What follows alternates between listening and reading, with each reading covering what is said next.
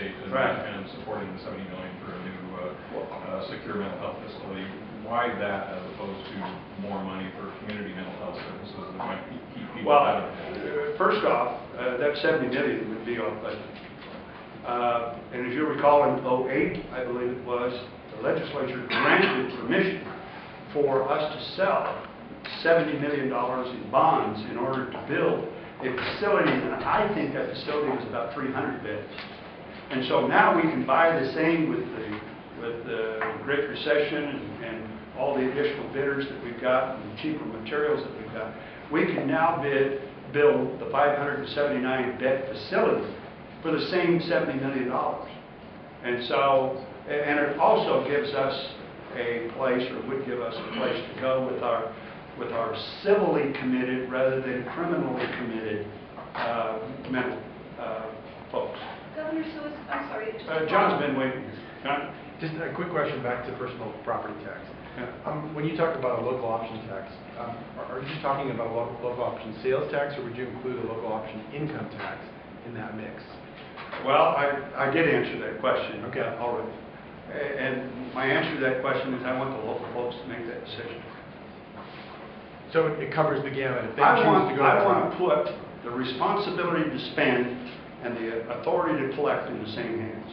Right now, we're using my authority to collect or the state's authority to collect personal property tax. But then as they spend that money, they don't have, you know, the same, not to say that they spend it irresponsibly, but they don't have that same responsibility where they got to go back to the voters and say, here's what we want to raise this money for, and here's the type of local tax that we want to impose in order to pay for this local benefit. Governor, you've been supportive of local option taxes in past years, and the legislators haven't gone for it. Why do you think it might be a better sell this year? Well, I've never seen near the intensity on personal property, on relieving the personal property tax that I've seen now. You know, I don't know that anybody is in favor of additional tax, but when you see a revenue need, and it's a legitimate, proper role of government revenue need, then it all comes down to the merits of the need and the merits of the argument. And just to follow up on the previous question about the $70 million in bonds, is that previous approval of those bonds still in effect, or do you need to seek approval? No, that's why I said reauthorization. Okay. They authorized them in 2008, they got reauthorized. And just to follow up on that then, again, why not ask for more money for community mental health services to keep people out of the facility as opposed to building a new facility? Well, I say again, part of, and I can't tell you how much, but part of our mental health facility that we would be able to commit folks to would be in that same facility, a different floor, maybe half of the building. But right now, about the only thing that we can do with those whose families may commit them, or what we call a civil commitment as opposed to a criminal commitment, that's the only place that when Dick Armstrong, through health and welfare, gets a patient that civilly has to be committed, about the only thing he can do with it is send him out south of town. Governor, on the Medicaid thing, are you saying that you don't support expanding them now, but maybe next year or in the future, and there's no deadline? Well, so with the report that I got back from Dick Armstrong and the committee that served him, They supported that expanding. they supported it with a couple of caveats, and one of the caveats was that we change how we do Medicaid today for the 133% that we already have on Medicaid. You understand what I'm saying? That they want to change the dynamic from how many times a doctor sees a Medicaid patient to what kind of results is he getting with that patient. So it goes from the number of care to the quality of care. They also want to see some more personal responsibility. And if the doctor says, you got to quit smoking, you know, or you got diabetes, you got to lose some weight, You know, what's happening there? And can we make that part of our Medicaid expansion plan?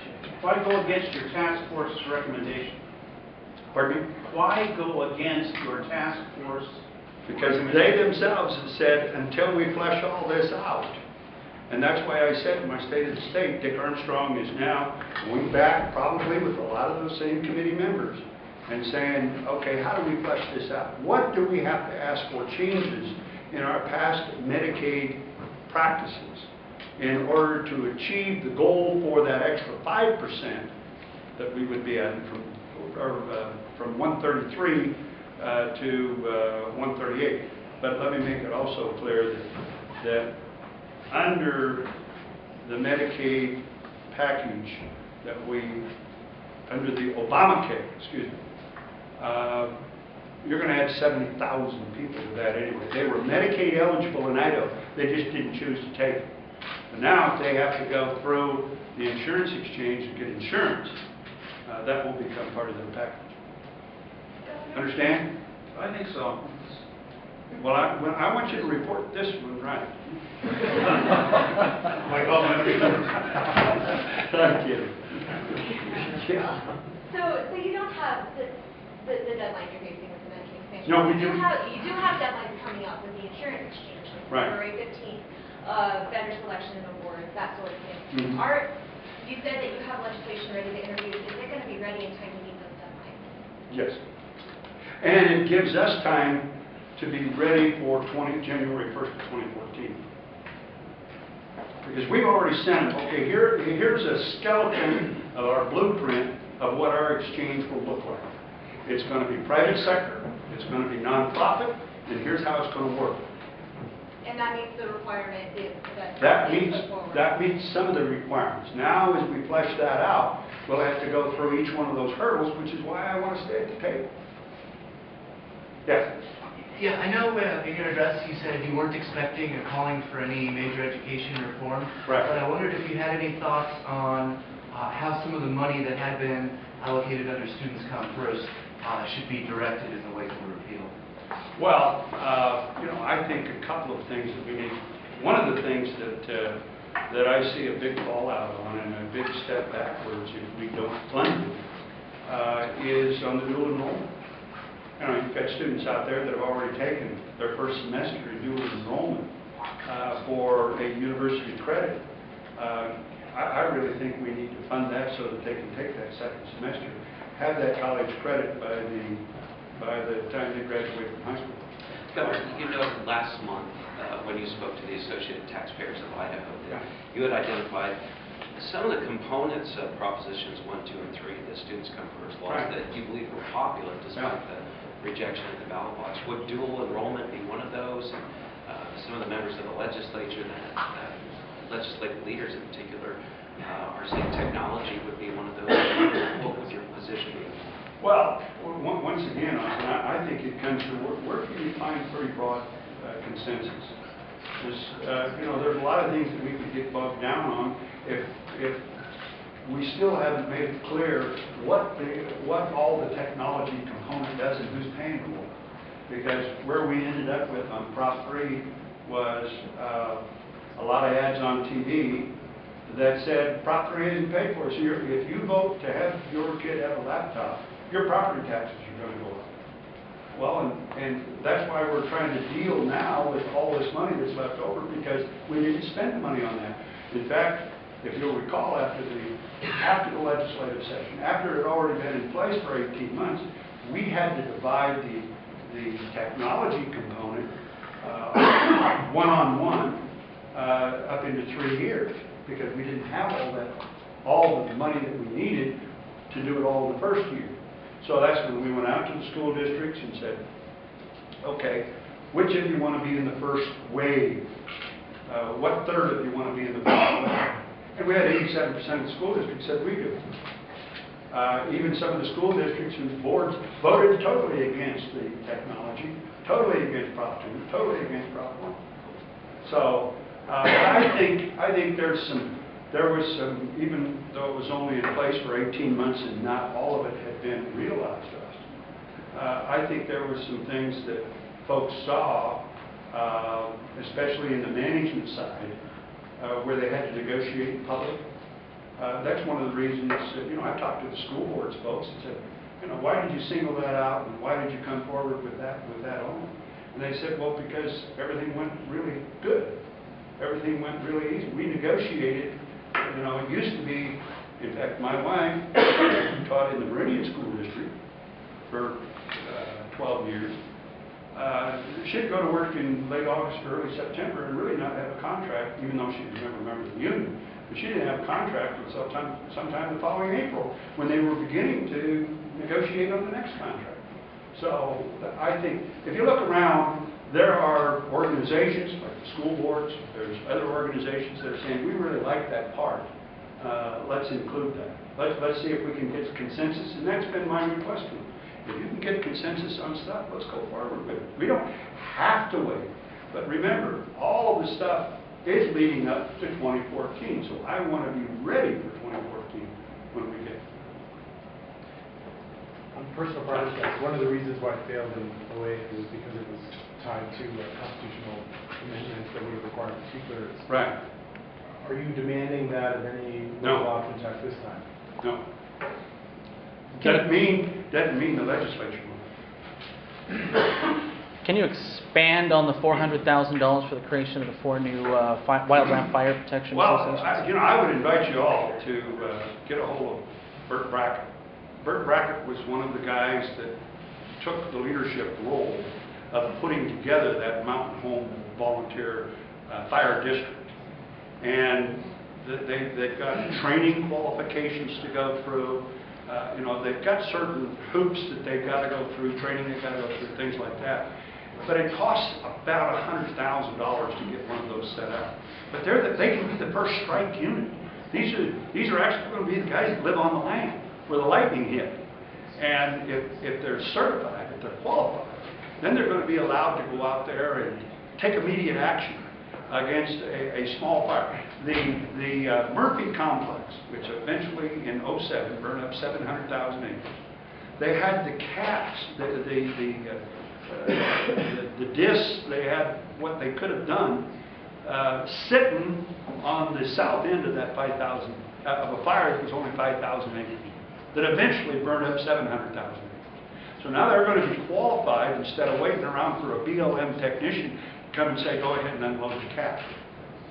Now they're going to be qualified to say, we can unload the cap. And so I see great promise in it for us to really not have our natural resource, especially our rangeland and forest, savaged by mismanagement and by lack of jurisdiction. So I think this, as we qualify for it, and all of these new districts that we want to create, will give us some jurisdictional ability to go ahead and unload the cap.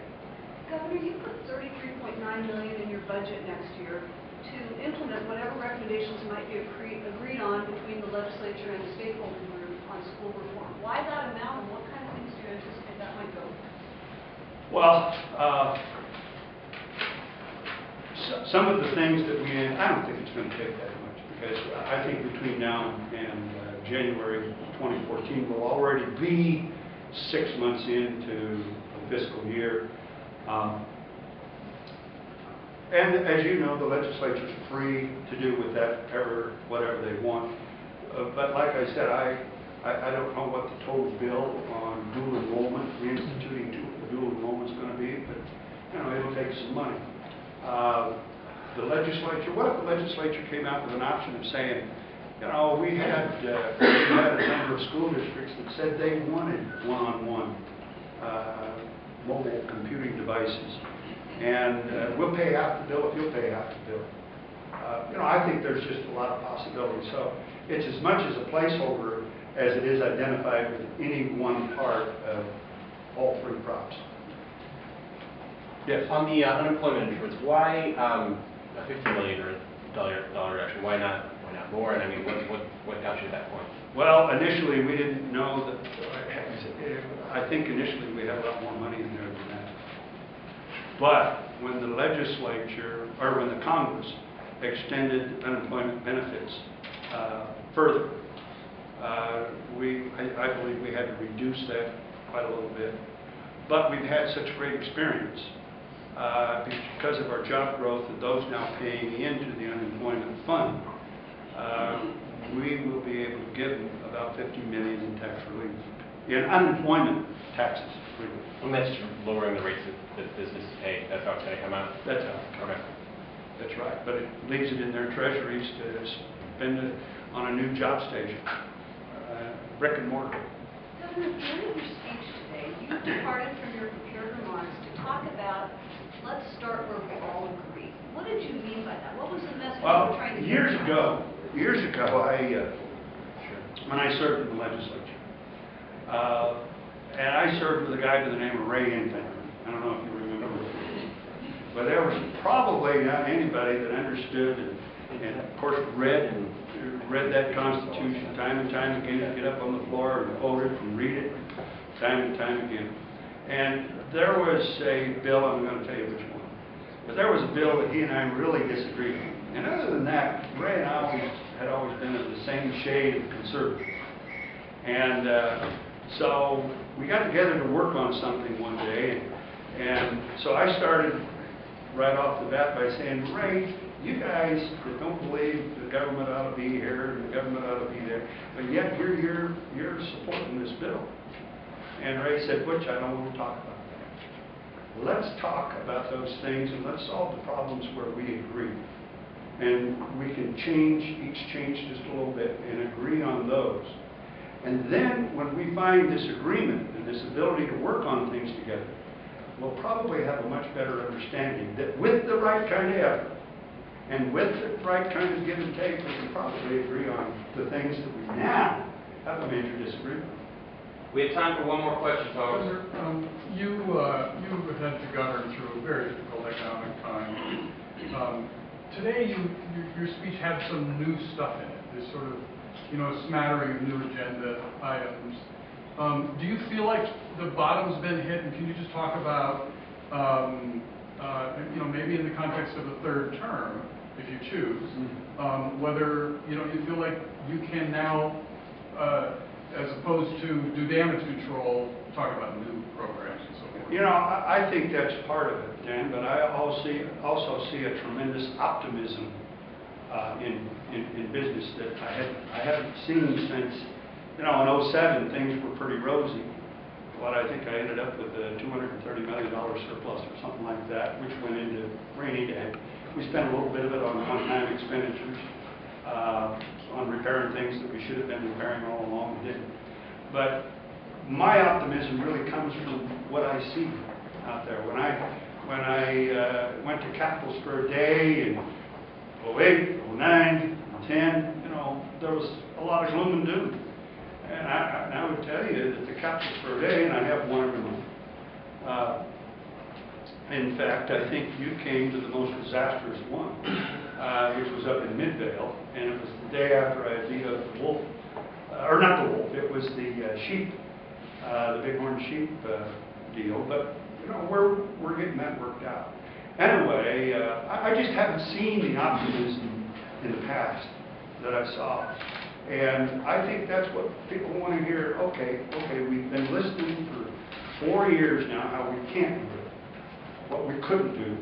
Let's talk about what we can do. And I think that's part of what comes back to Betsy's question about working on those things that we can agree so that we build a personal relationship and maybe understand better our disagreements. I'm going to answer one more question. Austin, you had another question? Thank you. With respect to the state-based exchange issue, in your speech today, you sort of couched the creation of the state-based exchange in the context of your philosophy of, for lack of better terms, states' rights. Yeah. 19 other governors around the country are saying in the name of states' rights, we're not participating in this. My question is kind of twofold. Where do they go wrong in our philosophy? Or at least how they adjudicate their philosophy. And secondarily, some of those who are saying no to a state-based exchange are saying the Obamacare law itself really allows very broad powers from the Department of Health and Human Services to dictate what actually consists of, or what the state exchange consists of. Right. Do you have any concerns on that? Well, I'm not going to substitute my opinion for why they made their decision. And I know